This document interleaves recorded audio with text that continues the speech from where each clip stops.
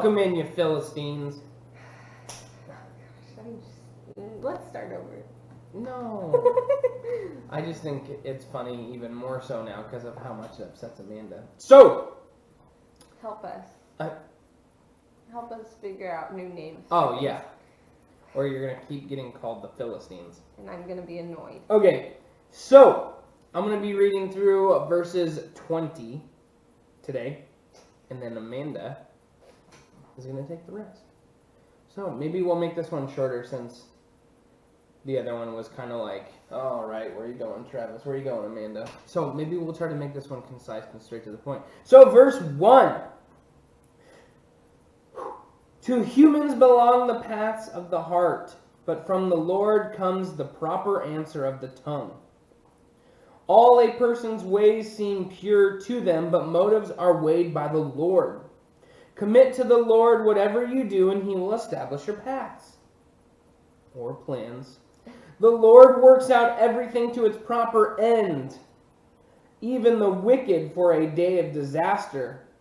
The Lord detests all the proud of heart. Be sure of this, they will not go unpunished. Through love and faithfulness, sin is atoned for. Through the fear of the Lord, evil is avoided.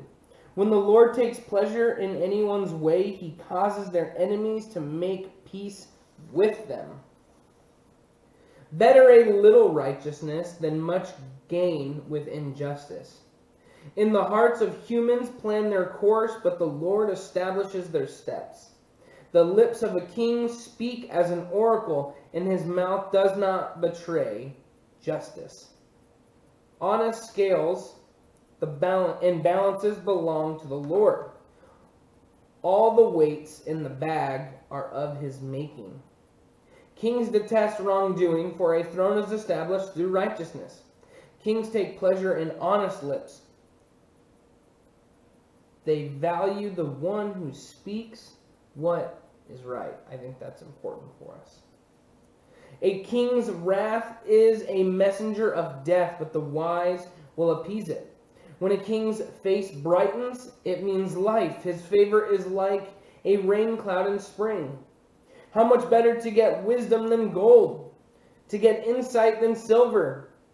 The highway of the upright avoids evil. Those who guard their ways preserve their lives. Pride goes before destruction, a haughty spirit before a fall. Better to be lowly in spirit, along with the oppressed, than to share plunder with the proud.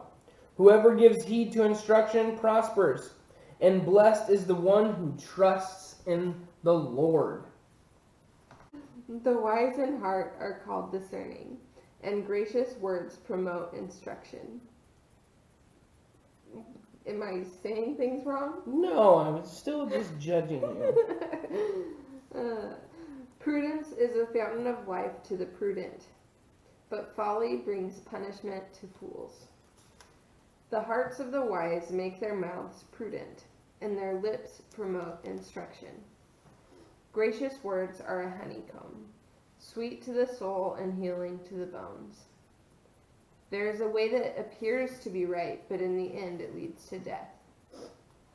The appetite of laborers works for them. Their hunger drives them on. A scoundrel plots evil, and on their lips it is like a scorching fire.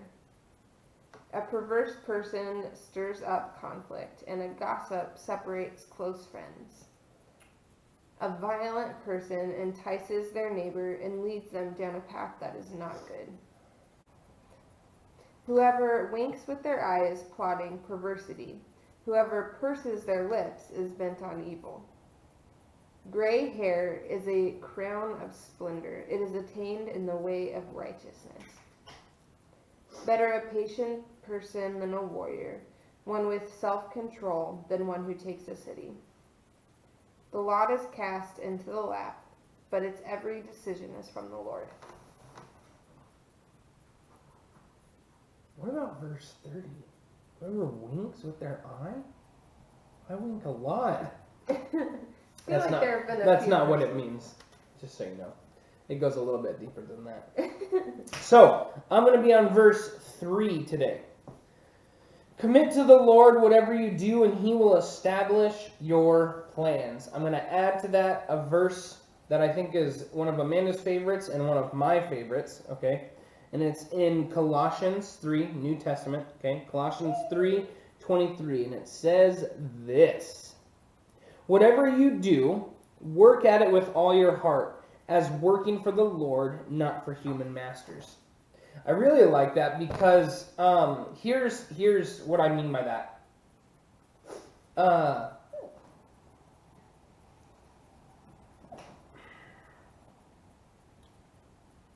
So I worked in a kitchen at a Bible college, the one that I went to, and there were times where we were like goofing off. We'd go play basketball or throw boxes, like just cardboard boxes at each other, like hit each other over the head with them and stuff. And it may not be that large of an issue, like when you think about it just on the surface, but we were in a sense stealing money from the school. If we break it down logically, like I said in the last video, if you take that to its logical conclusion, that means we were stealing money from them because we were getting paid for goofing off. We weren't working as if we were working for the Lord. Now, don't let me take that too far and say, well, does that mean we can't have fun at work? No, obviously not. But we should do everything that we do with honesty and integrity as if we are doing these things for God. If you work at a fast food restaurant, maybe Taco Bell, if some of our youth students are watching this, work as if you're working for God. It may suck, and by may, I mean it does. I worked in a fast food arena, and it sucks. Okay? But have you ever thought about if no one works in the fast food arena, then when you pull up to the fast food window, you're not going to get anything. Okay? So, you can hate fast food arena because it sucks and it's not fun, but it's got to be done, and therefore we need to work as if we are working for God. Whatever job you do it to its uttermost, advancement. And what I mean by that is, so I'm going to let you into my life a little bit, and you're going to probably think I'm weirder than you may already think I am. But lately I've been watching this guy on YouTube, and his YouTube channel is called The Detail Geek. So he cleans cars, okay? I understand you're thinking, are you serious, Travis? You watch a channel on cleaning? Okay, it is super satisfying watching him spray down the car and then just watching the dirt disappear. Like, it's oddly satisfying. So, but one of his things is that even though like a carpet is stained in a car, he still does his best to get every single fiber clean in that car as physically as possible that can be done by him. And I think that's the kind of concept we should have as Christians. We should do our best even if someone will not see it, right? Even if someone will not notice what you did, we should be working as if we are working for God. That's going to change your whole mentality of how you do things. And I guarantee it will be much more satisfying knowing that you did your best for God and for the company in which you work for. So just think about that. It's kind of a hard concept because it means you may have to work harder than those around you. It's just the idea. But let me put a scenario out there and then I'll switch gears and give it to Amanda. Let's say your boss notices your work ethic more than your buddy's work ethic. Your boss, this is a made-up scenario, but your boss could ask you, like, why are you putting in so much time? Bam. You have an avenue for the gospel. Because God tells me to, right? You can tell that guy, that boss, like, you have this avenue to now reach out to your boss who may not be a Christian. Or if he is a Christian, now he knows, like, how much more so you're together in this for the gospel. It's just a scenario. Who knows if it will ever happen? But I'm guaranteeing you that certain people will see the action that you put in to everything you do, especially if you're doing it for God. Alright. The verse that I want to focus on today is one that I've written down a lot of times.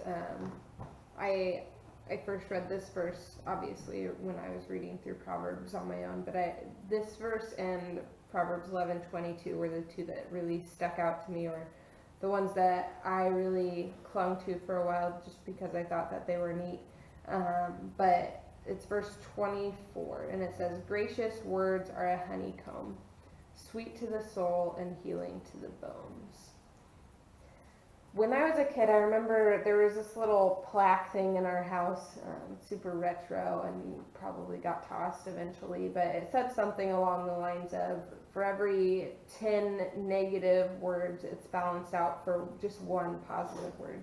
And so just something to remind us that our negative words are going to stick around a lot longer than our positive ones.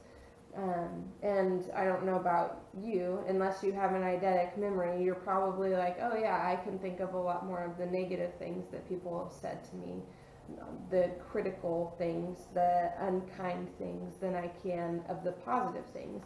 When maybe in reality, people are telling you more positive things than negative things, but it's just so much easier to recall those negative, critical comments. And so this is something that I think is really important to just be remembering, that we need to be gracious with our words. And grace means undeserved love. So it's not necessarily that somebody is deserving of your gracious words, but I think a lot of people are going through stuff that you're not aware of. And that they need healing in that form. And I think a lot of times that we hold other people to their actions. Yes. You should, again, I don't know if they're going to be watching this, but you should use your Aunt Vicky as an example. Okay, can I finish my... Yeah, I was just going to point that out. Can you just say what you were going to say with that? Yeah, I can. I like her a lot. Yeah, I can bring it up if you want. Okay. We hold ourselves accountable for our thoughts and other people accountable for their actions. And because we do that, a lot of times we feel like people should be telling us more nice things, and we're like, well, if nobody is doing these nice things for me, then why should I be doing nice things for others? And so just to try to remember that as well, that there's probably a lot of other people who have great intentions with their life, just like you do, that are feeling too downcast to be able to do them, that have too many chores to get done, that have too many responsibilities. So just always be gracious with your words. You don't know what these people are going through. Even if it's somebody that you know really well, there's a lot of things that people just keep in the dark that they don't want to share with other people. A lot of things that they deal with that it's hard. And so be gracious with your words. Aunt Vicky is a great person to look at when we're talking about people being gracious with words. Is there a specific memory that you have? I just think of this this action that she seems to do often, and it means, and Vicky, no offense, it means more to Amanda because she gets a back rub as well, and I don't really care about back rubs that much, but there's this action that Aunt Vicky does, and she just comes over and gives you a back rub, and while she's giving you a back rub, which I would say 90% of people enjoy, she then prays nice things over you. It's called back rubs and blessings. Yes. She put a name to it. Back rubs and blessings, and that's the kind of concept that I think about when I think about gracious words. Because read it again. Gracious words are a honeycomb, sweet to the soul and healing to the bones. Yeah, so think about the concept of a back rub and then blessings. Like, I understand back rubs are not for the bones, they're for the muscles. I get it. Get off my back. What I'm saying is I'm making a biblical comparison that the blessings are feeding your soul. Okay? And then it's nourishing your soul. And then the back rub is nourishing your bones, your body, okay? And so it's this gracious act that she doesn't have to do. I don't think people ask her to do it, and then she just goes around to each family member that's there, and sometimes there can be 10, 12, 15 people there. And this is not to prop Aunt Vicky up, because I think she would hate that I'm probably using her as an example. But it's an example that I think we should follow. And you don't have to go around giving strangers back rubs. That's not what I'm asking you to do. But it's the concept that Aunt Vicky is thinking, while I'm taking care of this person's body or soul, right, vice versa. Because she's been giving people back rubs for years. Yeah. That's been her thing. So while I'm taking care of their soul, or let me use that example that she's been giving back rubs to the family for years. So she kind of came up with this concept of, well, okay, since I'm taking care of their body, let me take care of their soul at the same time because I'm not going anywhere. And that's the kind of concept. It's gracious in the fact that that's how our words and actions should be to someone. Our actions should nourish someone's body, and our words should be like a honeycomb, and it should satisfy and grace the soul and take care of it. Yeah. So, try to think of something cool like back rubs and blessings that you could do. It doesn't have to have a cool name right off the bat. No. But yeah, think of something that you can be doing to just help to heal and just make somebody's life better. Have you ever ran across someone that just said, "Wow, you look nice today," and you were maybe you were putting on a fake smile that day, and then someone just genuinely came up to you and said that to you? They didn't have to. It was a gracious word they said. And it doesn't have to be based on someone's looks. Just say you like something about someone. Just say, "Hey, I was praying for you this week," but actually have been praying for them. Don't just say it. Or say, "Hey, I'm going to pray for you this week," and then just pray for them. Or just pray with them. Yeah. Right? Not very many people do that. It's not hard to be nourishing to someone. It's really not. It just makes us feel uncomfortable, and maybe the person that is getting the attention uncomfortable for a little bit. But when you connect like that, there's something radical that happens that God created within us. Yeah. So just remember that it doesn't take a lot to love. But it takes a lot to remember love because of the negative things that happen in this world. Right? Like Amanda said, I think we as people focus more on the negative than we do the positive, even if the positive outweighs the negative.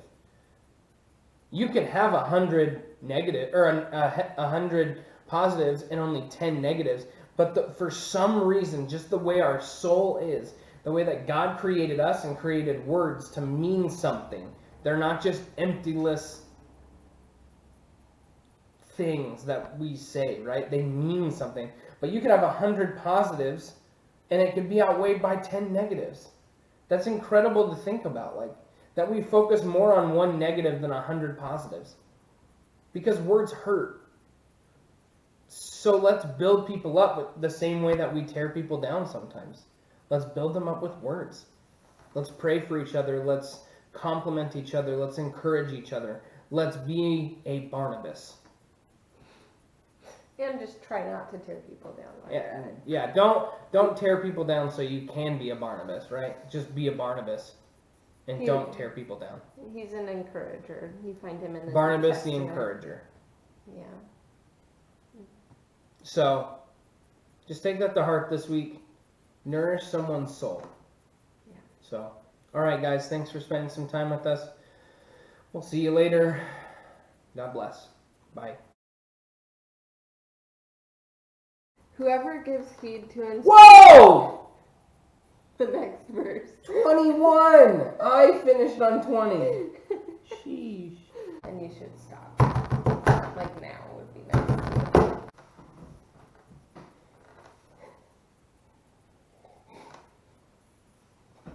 Sorry, I just needed something. Why don't you get up and get a drink then while I was reading? Okay. That's mine. And this isn't just water, it's flavored water, okay? So it's not like, oh, Travis, just go put it under the sink. All right, so get off my back. And we don't have 10 of them in the house. We don't.